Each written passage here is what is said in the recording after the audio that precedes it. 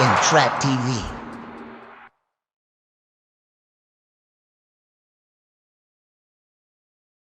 When Dipset was taking over the streets in the early 2000s, Chicago wasn't just another city on the map for Camron. It was a place that felt real. It was raw. It reminded him of home in Harlem, but in a different, heavier way. Camron didn't just pass through like other rappers. He spent real time in the west side of Chicago, deep in a neighborhood called K-Town.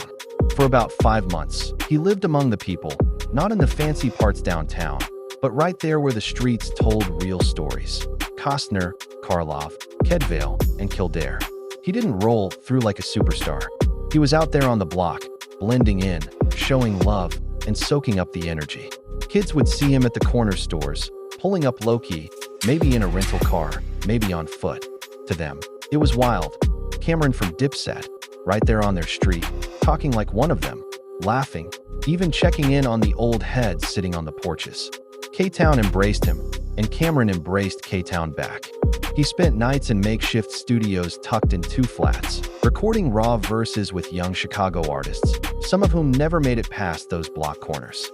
The beats were different, the stories heavier. Chicago had a coldness that Harlem didn't, and Camron's style soaked it up. During that time, when Dipset would perform in Chicago, at places like the Congress Theater, the energy was electric. It wasn't just a concert, it was family showing up for family. Camron would shout out K-Town on stage, and the crowd would lose their minds. People rocked pink bandanas with black hoodies. Cars rode by with diplomat chains hanging from the rearview mirrors.